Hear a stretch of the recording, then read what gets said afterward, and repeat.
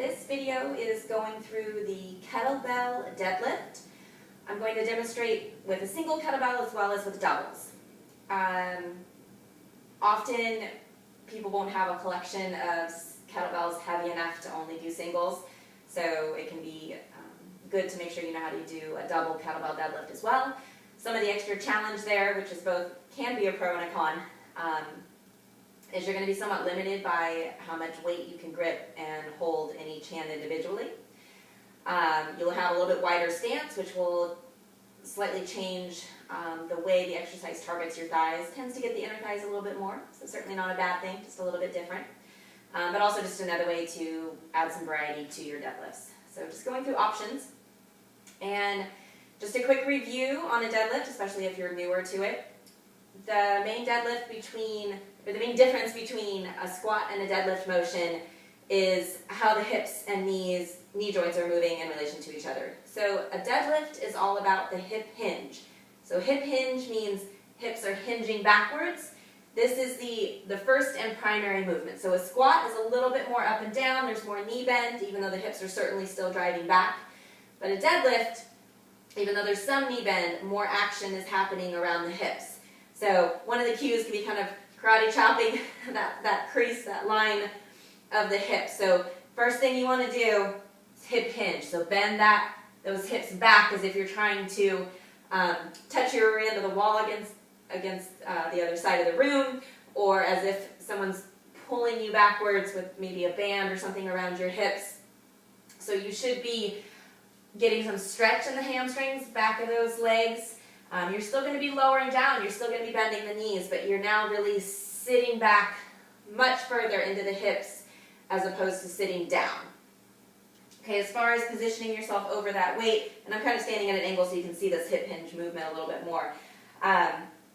You want to have the handle of the kettlebell in line with your ankle bones.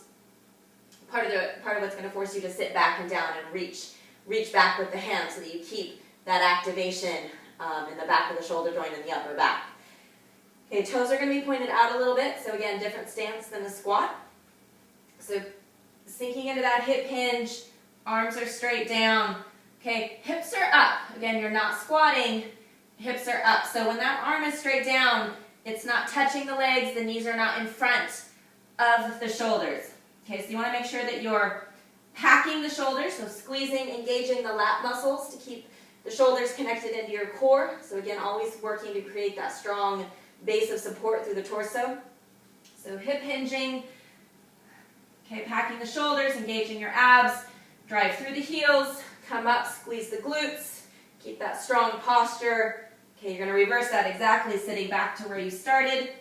Okay, sometimes people think about breaking that handles to engage the lats, so really squeezing that handle on the kettlebell to activate those upper back muscles. Also thinking of spreading the floor with your feet. So if you look at your legs, look at your feet, nothing's moving. You have just flat contact with your feet.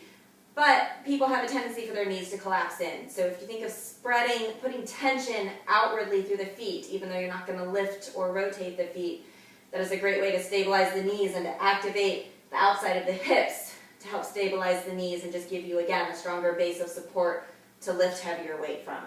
So hinging at the hips, sitting back, okay, making sure head's in neutral, abs are engaged, packing those shoulders, spreading the floor, coming up.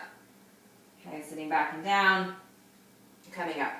Okay, if you're going to add two kettlebells, you're just going to put them side by side, a little bit wider stance to accommodate those two weights. And again, now you're going to be working a little harder between left and right, holding weights in each hand. So hip hinging, okay, setting up that good posture, come up, lock the hips in, squeeze the shoulders, sit back and down.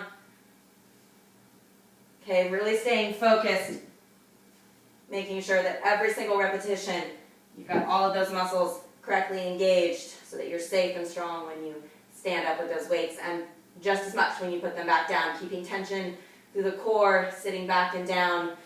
The lowering phase is every bit as important as that initial lifting phase. And then also remembering a deadlift means you are lifting dead weight up from the floor. So all versions of the deadlift are starting from the floor, lifting the weight up. You're standing up with that weight.